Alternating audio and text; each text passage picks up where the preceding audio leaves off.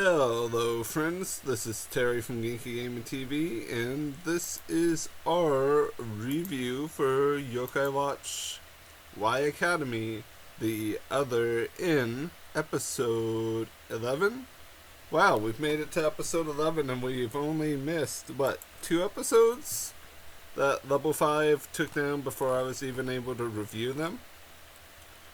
That's not bad. And this episode has such an amazing title. Giant Robots Are Youth. Or Kyodai Robo Kosose Shunda. Which my pronunciation may be a little botchy because of allergies. But this episode was really solid, minus a couple small things that made it kind of iffy, but we're gonna dive into everything. We got actually a lot of new characters out of nowhere, just like a Randy Orton RKO. Yeah, I'm a little sleepy because we did a Shadowcast live stream over on Mixer last night, even though the volume wasn't perfect, which I'm gonna fix stuff in post. I'll be uploading it here on YouTube, even though Mixer is superior to YouTube. Just saying. But before we really dive into this episode review, I want to tell people I'm working on my Yokai Watch Origins video for the Kinbu Majin, basically Furumio, Suzaku, Genbu, Yakyo, and Ashura. I am also working on a Onryo video, and since we're past episode 10, I can work on a transformation video as well. So with all of that out of the way, I want to thank you guys for your continued support. In the beginning of this video, on this episode, we have Junpei basically photobombing every opportunity he has ever had to be in front of a camera, waving at it, monkeying around in the background, putting on fake mustaches, getting Sandayu Koma involved in it as well. So they continue goofing off, and then we transition to being introduced to, I guess it's the filmmaking club, or the photography club. Yeah. But it is a two-person team. I gotta go back to the wiki so I can see names. I think it's Nina Tokuda, and I don't know the guy's name because I can't honestly remember, and I just watched it. But I think it's Nukio Tsunami. And we were also introduced today in this episode to Tetsu Kiyota, and Tetsu means iron in Japanese, and to Tetsu's dad, Gozu Kiyota. So as we transition from like the opening scenes, because we're also introduced to Tetsu within all of these transitions, but I will say that these new characters are actually a little bit more fleshed out than what I was anticipating. I mean, they have their backstories make more sense than Motaro existing does. Motaro is just there for gags, I feel. While all of these people have been kind of fleshed out to a certain degree. Even Tetsu's dad in the flashback, he just wanted to do what's right for his son. But let's get back to the premise. Apparently, the YSP, or us, we were asked to test a giant robot, a giant mecha, and that doesn't just make Fubuki Hime happy, it makes her completely ecstatic. You'll know that by all of the glowing stuff in the background whenever you see how truly happy she is with wrench in hand. And also, Natsuki is there for reasons. I don't know if they've verified this yet or not, but isn't Natsuki supposed to be their club leader? Well, not really leader, but the teacher in charge of their club. If we could get some verification on that, it would be fantastic. So this episode's premise is all about giant robots, which is fantastic because Gundams are great. Other giant robots are as well. And like monsters like Godzilla and Mothra, the whole Tokatsu thing, Pacific Rim style stuff is so neat. It was part of the reason why I got into Japanese stuff to begin with. While doing that in the original run of Toonami, all of that kind of fed into doing reviews and stuff. But basically, Toketsu does not like being called chibi or small, so we have a sad flashback about that. He also confronts YSP because he doesn't think they should be the ones testing the mech. He basically says, you guys are unqualified, you guys are going to screw this up somehow because you always screw stuff up. Because you guys have fools in your club. Well, he doesn't really say baka, but he's implying it that they are unskilled, they shouldn't be doing this, and that his club should be doing it instead because his club is all about robots and robotics. So, yeah, after that and after his dad gets exposed as not being a robot pilot, instead being like a construction worker and a crane operator, Tetsu calls his father a liar, which the dad was trying to do what was right. If you were his dad, wouldn't you have said something like that? The kid's constantly being called short, constantly feeling like he's pathetic. It was just a little white lie to try to encourage him. Like, parents are in a weird situation. Like, you can't just say everything's gonna be okay because kids that young, because it was a flashback back to elementary school. Like, kids that young sometimes don't want to really react to everything's gonna be okay. It just takes time for people to see you for what you are rather than your height, your weight, like all of that stuff, your race even. So yeah, I get fully where the dad's coming from in relation to this. Also, it's been really interesting with the fact that we actually have had an episode where there's been like 6 minutes of Kinya Dyoji, or Inma's dad, which this is insane. Like, for a minor character to get this much screen time is actually really nice. We have him fleshed out a little bit more. At this point, he's fleshed out more than Nate's dad, or Keita-kun's Otosan. Like, we know more about Kinya Dyoji than we do about Keita's Otosan. But that doesn't quite matter as much right now. But minor characters are being fleshed out more, which is good.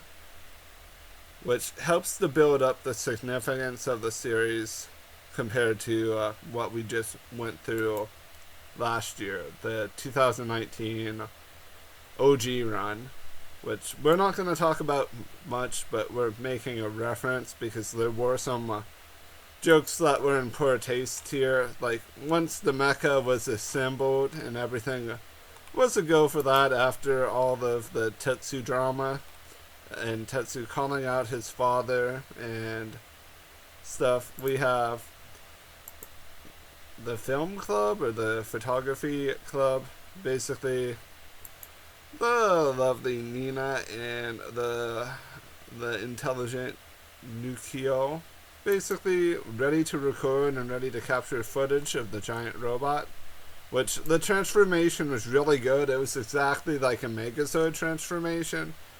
It actually reminds me of a Megazord from Power Rangers It's not in space, but it's the one right after. No, it's not even Lost Galaxy. It might be Power Rangers in space. I'm looking it up while we're talking. Like, the entire design of it is reminiscent of that. So, it might be the Voyager Megazord that it's reminiscent of for me, because it's the one with the, like, rocket that you hold out like a gun. And it has a shield that kind of looks like the solar panel shield that you see later on. So there is a direct comparison to that. Like, the design's not 100% like a rip-off or a clone, but you can tell they've taken some inspiration from that. And Fubuki is still head over heels. Legitimately, every shot, unless Junpei said something stupid, she's had, like, the happiest smile on her face. Fubuki is basically on cloud 9, if we really want to say that. Which is fantastic, and then Junpei ruins it all by peeing as the robot. Which, this was really poorly executed as a joke. Like, there's been probably 6 times in the series overall that I've kind of hated what's happened. This peeing thing, the farting in the vent at the prison scene, some of the poop jokes, the Motaru underwear thing, which was funny originally, like, the one time, and then when they did it, like, 2 other times, it became unfunny. But this is just kind of out there. But after that weird scene, we go to generic Power Rangers Super Sentai control room for our Mecha. Tetsu butts in and basically says that you don't know what you're doing, Junpei. You are not good at controlling this thing. But at that time, while this is all going on and we have a wacky robo dance because Junpei and Tetsu are fighting over the controls, we are introduced to our space threat. Mogu da Mosu, which is like an Onryo, which its name is actually cool. It's a portmanteau. Mogura is Mo, and Mosu is Moss in Japanese, so it's MoleMoss. If you really want to think about it and break it down at the purest level of translation, like what each part of the word or name truly means. So with this new threat up and running, Tetsu's dad, legitimately guys, I am clapping because this is so well written.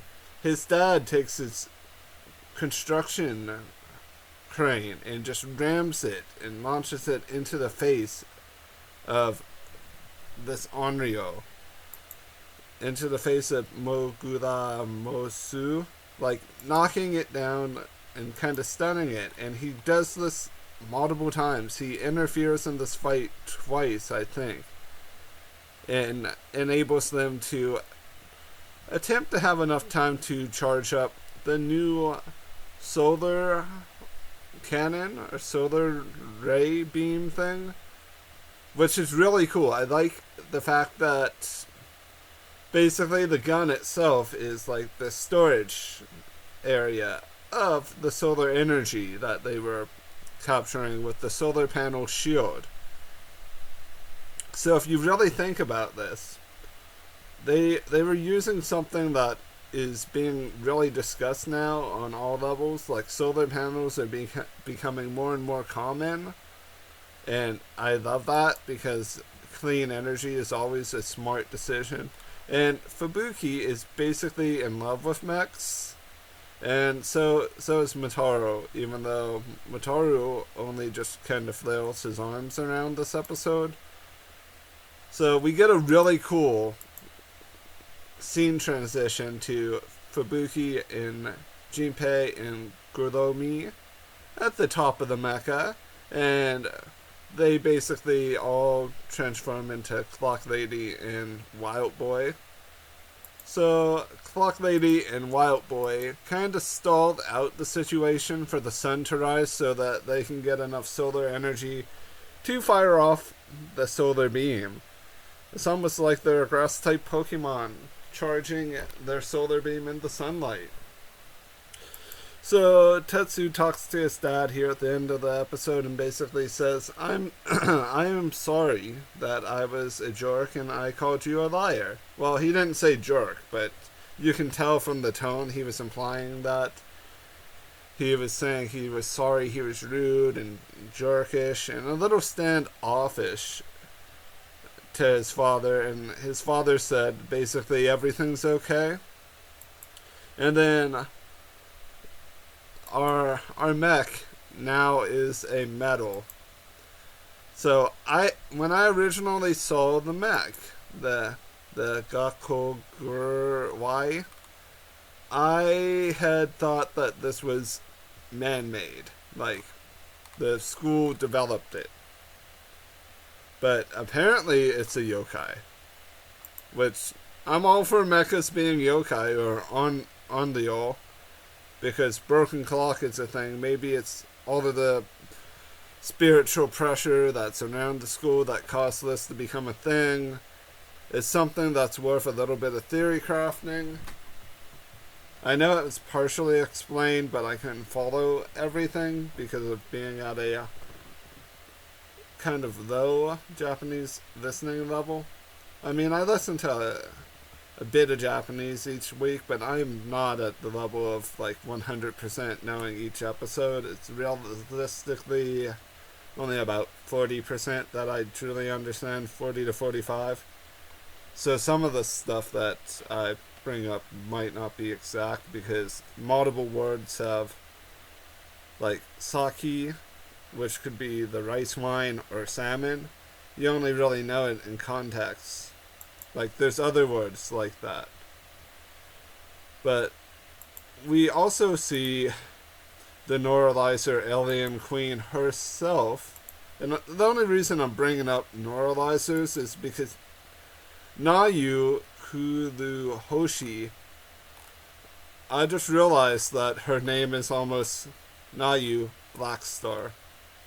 That they could have used Kuroi, like the color black, and Hoshi is like a star, right?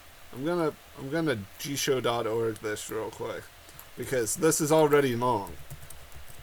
So I wonder if her full last name has meaning, because I know Hoshi is star. So bear with me here for a moment because gshow.org sometimes doesn't have anything. So, no, but I was right about Hoshi. So she was almost Black Star for her last name. And I'm sure someone's gonna find the word origin that the Kulu part comes from another word. But she basically, MIB neuralizes Nina and Nukio. Like, out of nowhere. She walks by, neuralizes them, and also she summoned Mogu Mosu while she was drinking a carton of milk while standing on top of a tower watching the Mecha. So, Nayu is a legitimate threat. Like, and people are saying, like, she's kawaii or she's extremely cute. How can something cute be the villain?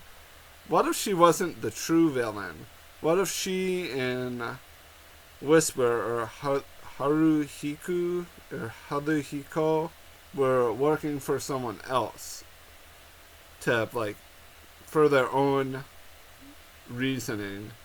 Like, maybe bribes for Haruhiko because Whisper likes Y-Bucks, and like what I'm saying is Whisper himself, like back in the OG, prone to bribery or extortion. So we have that, but Nayu other than being this kawaii alien girl, has no motive yet, no true motive to mess around here with people on Earth or neuralize them. But she neuralized Nina and Nukio. So, some final thoughts. This episode was solid. It wasn't the best episode, but it was still really fun to watch. And that was really it. But be on the lookout for those few videos I mentioned at the beginning of this review. I plan on trying to get them rolled out over the next 3 weeks because it takes time to prepare stuff. I'm only about 30% done or 30% into the Kimbun Majin origin video, so it's going to take a little bit of time. But I do thank you for your support. If you do subscribe to channels and you haven't subscribed to me yet and you're enjoying the content, please do so. And as always, I truly appreciate you guys. So thank you for all that you do. Bye bye for now.